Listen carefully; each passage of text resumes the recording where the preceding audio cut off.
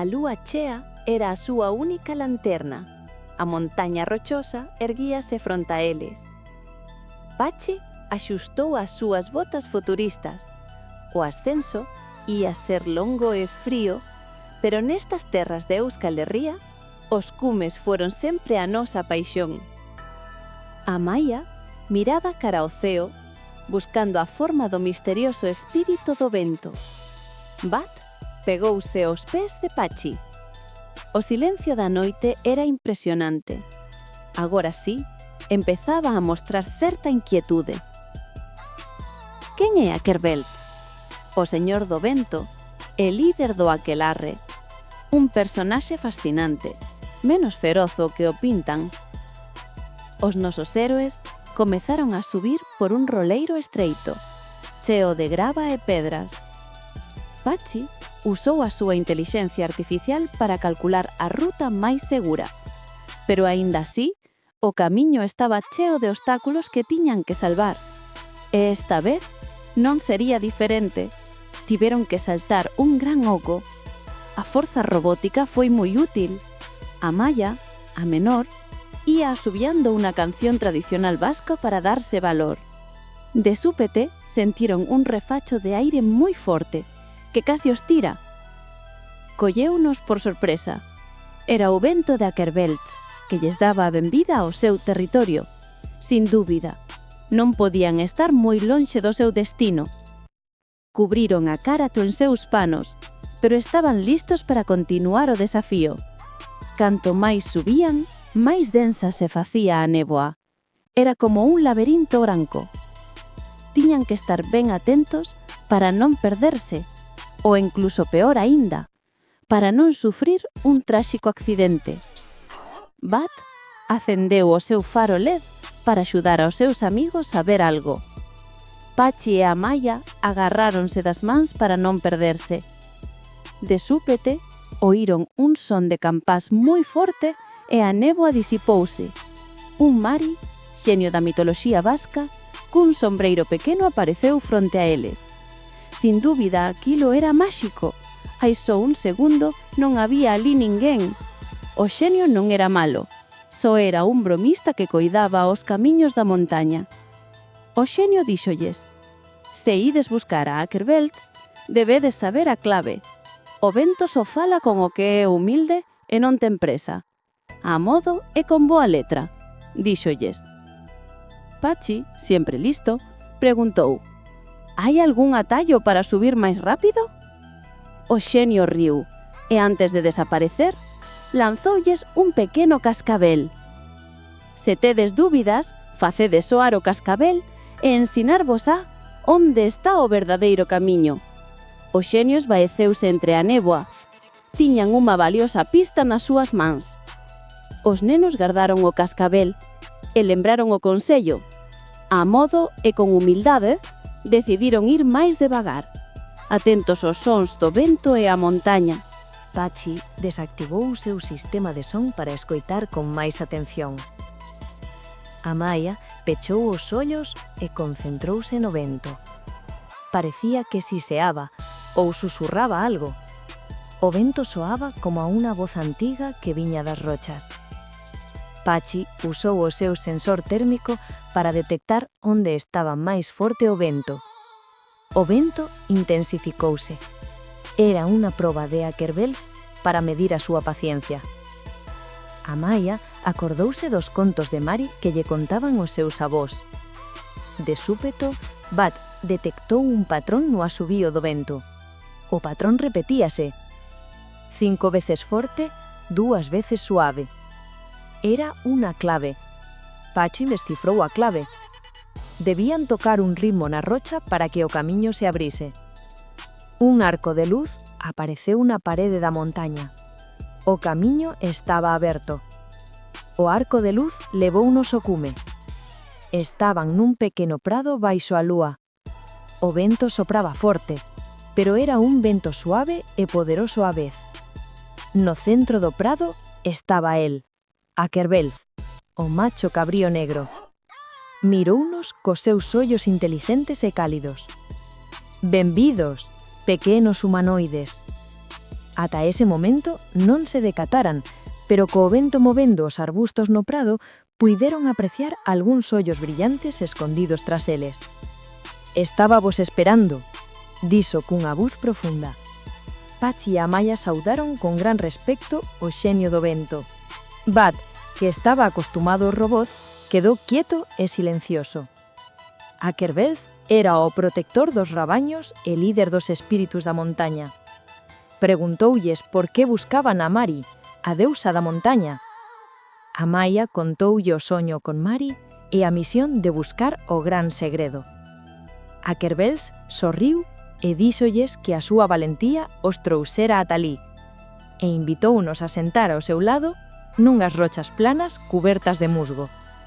Pachi e Amaya aceptaron gustosos a súa invitación e sentaron rapidamente nas rochas cheas de musgo, dispostos a escoitar a Akerbelz.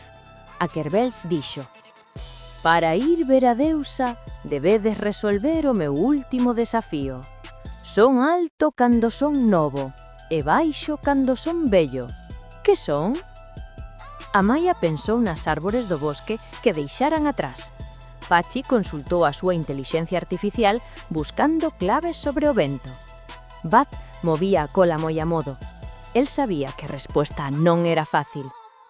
Pachi pensou nas sombras que a lúa proxectaba na montaña. «Unha vela!», berrou Amaya. «A cera da vela é alta cando é nova e baixa cando é vella». Akerbelz urriu fortemente. A súa risa fixo vibrar o aire da montaña. «Bravo, nena!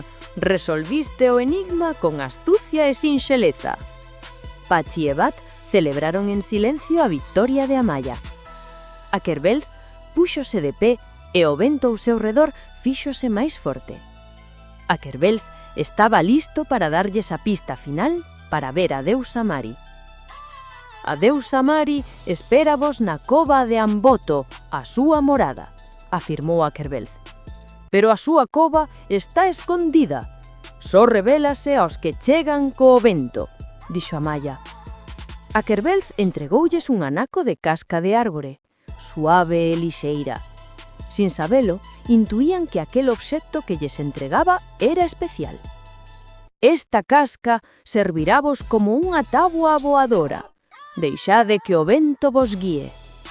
Amaya mirou a casca con un pouco de dúbida. Como ían voar? Pachi puxo a casca no chan.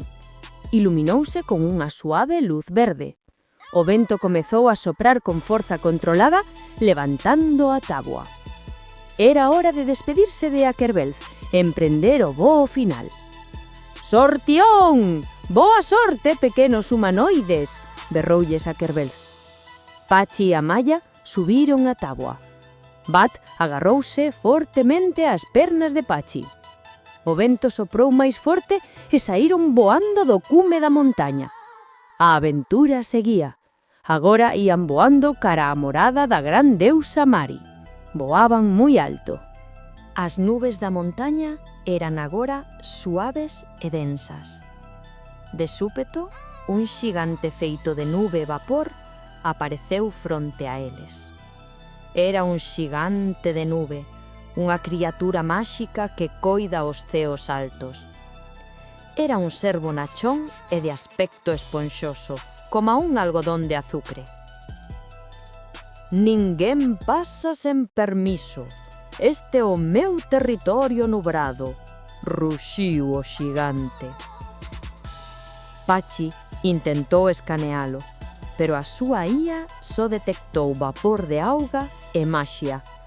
Aquelo era un problema. Parecía que non existise. Amaya lembrou o pascabel que lles dera o pequeno xenio bromista.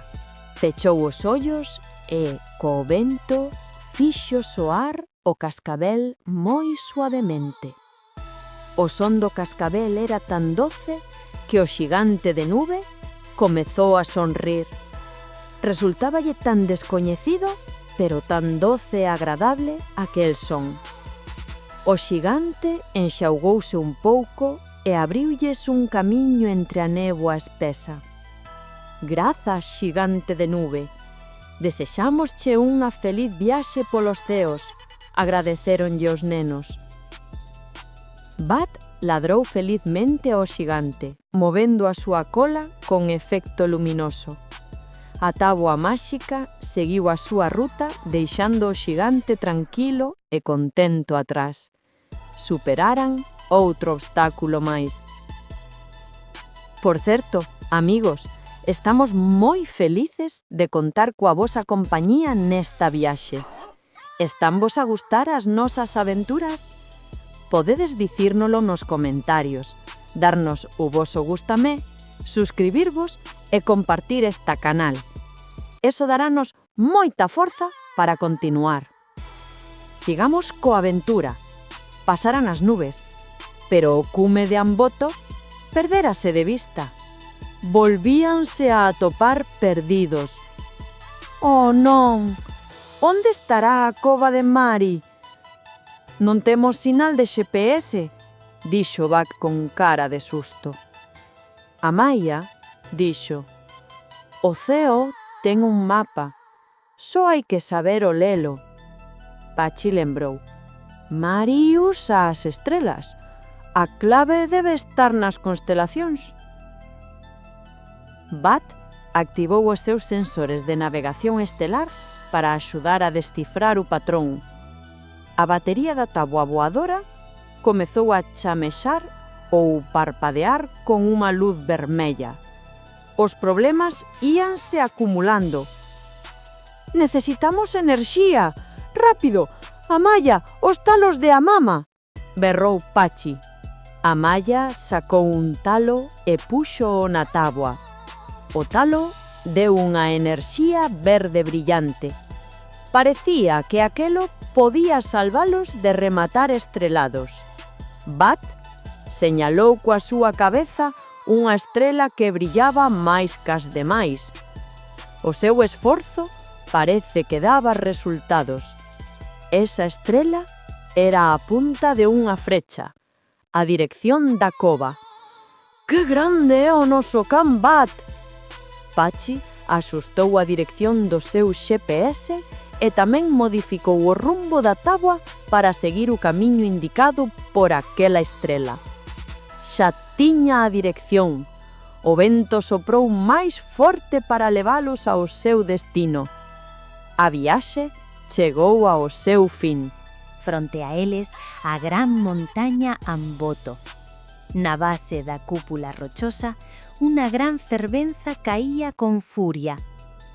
Detrás da cortina de auga, a gran cova de Mari, a morada da deusa Mari.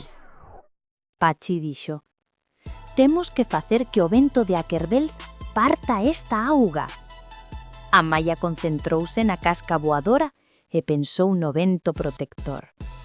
O aire ao seu redor fíxose un remuíño. Estaban invocando o poder do vento. A fervenza lentamente dividiuse en dous, revelando a entrada da cova. A pasaxe era escura e misteriosa. O gran encontro estaba moi preto. Bat tremeu un pouco, pero armouse de valor para seguir os seus amigos. Pachi e Amaia baixaron da táboa. Chegara o momento de entrar. A táboa voadora esvaeceuse no aire cumprindo a súa misión. E así, Pachi, Amaia e Bat entraron na cova, listos para ver a deusa Mari.